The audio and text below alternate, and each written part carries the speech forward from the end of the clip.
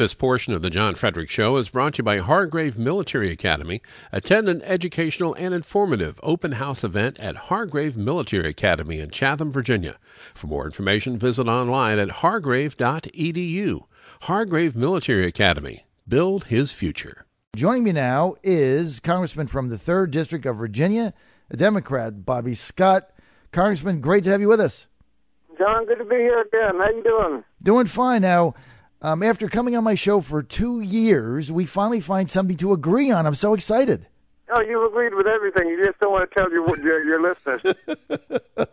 Well, that might actually the second thing we agreed on. The first thing was your voting against the Patriot Act. That's why I have you on. Anybody that voted against the Patriot Act when all that pressure was on them because they had the vision to see what was going to come down the pike with it.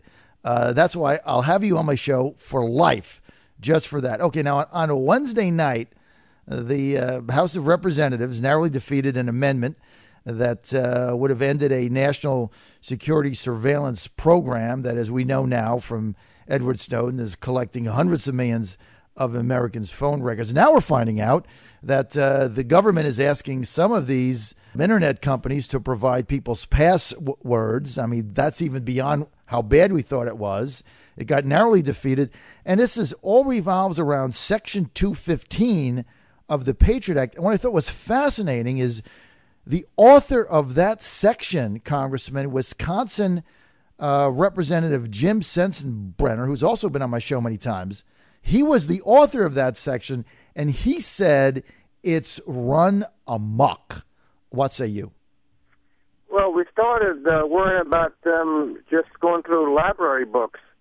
But if you read the language, and this is what Jim Sensenbrenner is mentioning, the language says you can get information, tangible things, relevant to an ongoing investigation of a agent of a foreign government or foreign intelligence. They take that limiting language, relevant, ongoing investigation, foreign intelligence or foreign agent, and acquire every phone call made in the United States by everybody.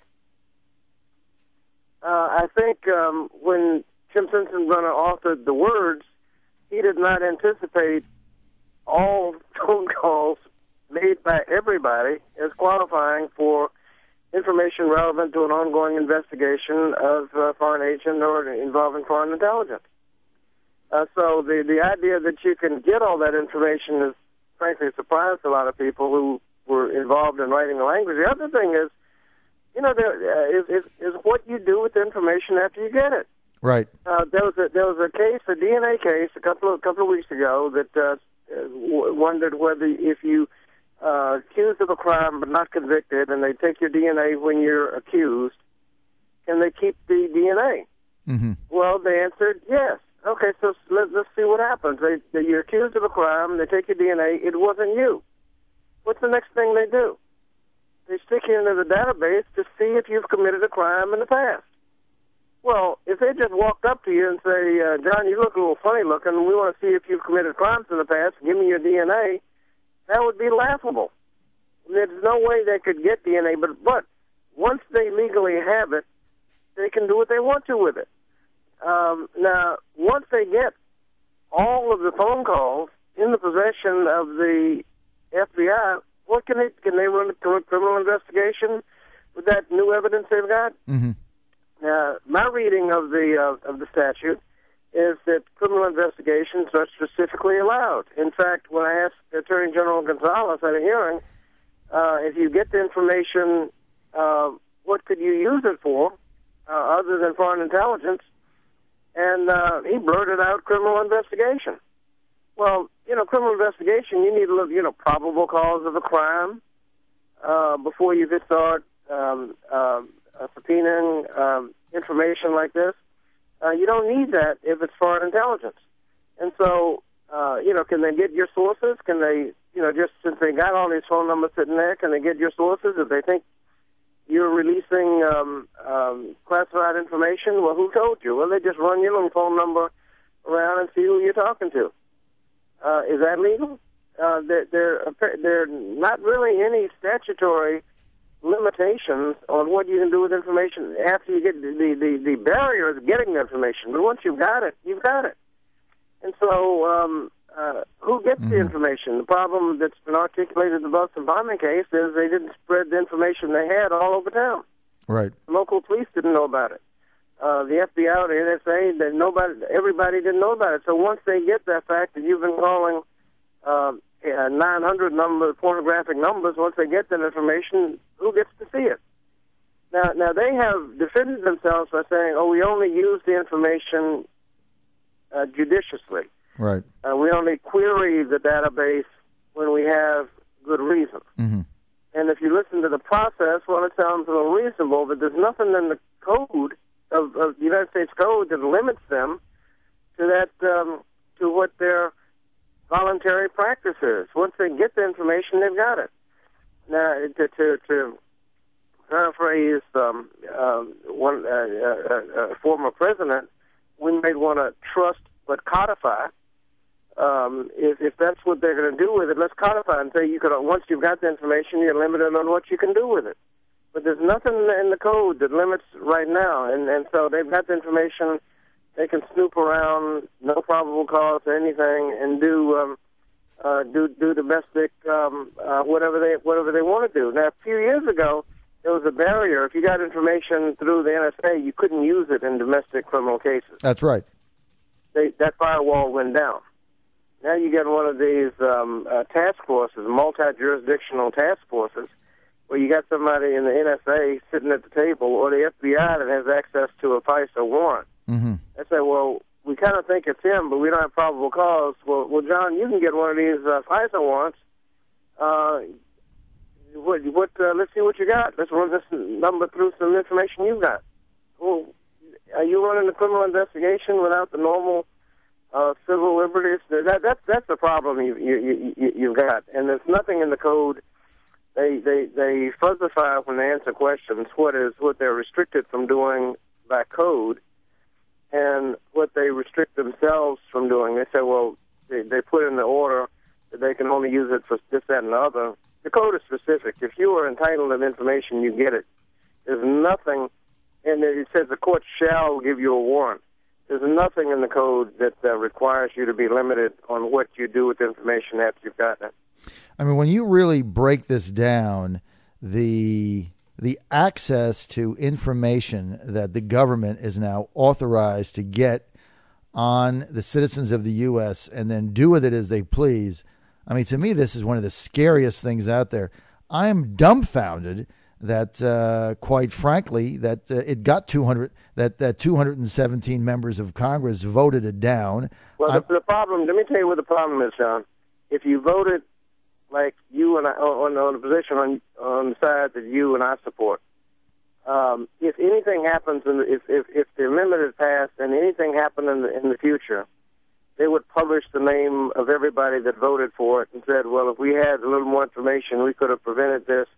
But Bobby Scott and all these others who voted for it, Conyers and Amash that sponsored the amendment, it's their fault that we had this new problem. And so they're not above implying that if something happens in the future, it's your fault. Doesn't matter whether this had anything to do with it. But and you know there's going to be another event. They're just blaming on everybody, and people, they just weigh the political pros and cons and say there's no upside to being blamed on the next terrorist act. So then would you agree with me that those that did vote for the amendment, that took an unusual degree of political courage, right? Well, when you are voting for an amendment that conforms to the present law, I never think it takes much courage to do the right thing. But apparently, a lot of people don't think the same way that I do. I mean, the language in the law right now is that you can only get things that are relevant to an ongoing investigation of an ongoing investigation. And what are you investigating? This doesn't say. It doesn't say an investigation that you might conduct in the future. Mm-hmm. It's an ongoing investigation involving foreign intelligence or foreign agent. Yeah, it's just mind-boggling how you can interpret those words to mean give me every phone call made in the United States on an ongoing basis. I mean, absolutely. And then your DNA argument. I mean, there's so many of these things going on now that is completely counter to civil rights and what the country was founded on. I mean, I'm absolutely dumbfounded over it. I was shocked that your colleague, Michelle Bachmann, got in the well, who has been an unequivocal defender of freedom and liberty, and is somehow saying that there's no difference than the white pages of your phone book. I thought that was a ridiculous statement she made. I was shocked by it.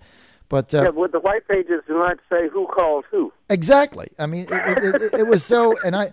Look, another thing, talking about the white pages, when they say all we have is phone numbers, we don't have names. I mean, it would take you about 45 seconds with a computer, with a phone number, to figure out whose phone number, if it's a listed number, who has that phone number. No, That's 45 seconds on a computer. Look, they say, well, we have to get a warrant to find out. You don't need a warrant, you need a computer. Right, that's all you need. And you have no idea who's behind it, who's doing it, who's abusing it, what it's going to be utilized for. And who gets information. And they say they're judicious. They say I think they said only a small number of people will have access to the database. Well, where's that in the code? Yeah, exactly.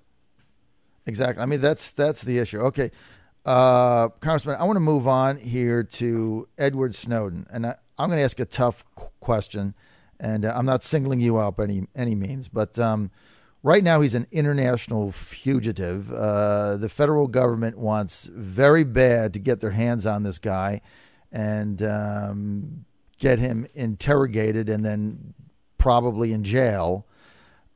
However, he broke the law, no question about it. It's treason, the way it's written. But had he not done what he did, Congressman, you and I wouldn't be having this dialogue today. That amendment wouldn't have come up on Wednesday night. Nobody had any idea this was actually going on. So for an average person out there, on the one hand, it's like, well, Snowden's committed treason. I mean, he signed documents. He shouldn't have done that. On the other hand, well, if he hadn't done it, we wouldn't have known what was happening. So how do you intellectually and emotionally reconcile this guy? Well, I think there's a difference between being a whistleblower and being committing treason. I think at first, when he first released, was along the lines of a whistleblower, but it appears that he's released a lot more than he needed to do, and has been communicating with. He may be communicating with foreign governments. He's doing a lot more than a bona fide whistleblower would do. So I've kind of lost sympathy for him. But also, I mean, I don't know if he's going to be an international fugitive. Let him be an international fugitive. I mean, say we don't have to. If we get him, all we can do is jail him anyway. Right. And let him be.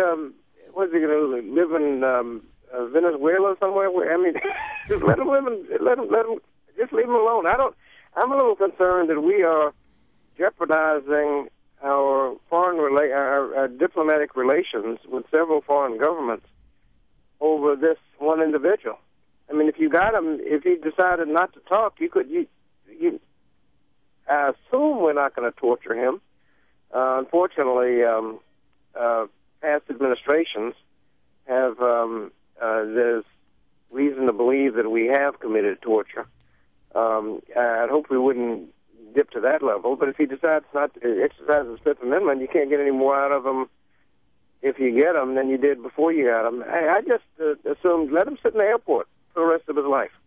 That's right. Well, hey, there would be no difference than he was in a U.S. jail. Hey, Congressman, we're out of time. As always, we appreciate you being here with us on the John Fredericks Show. We'll have you back. And again, I commend your vote Wednesday night for this amendment, sir. Thank you. Thank you, John.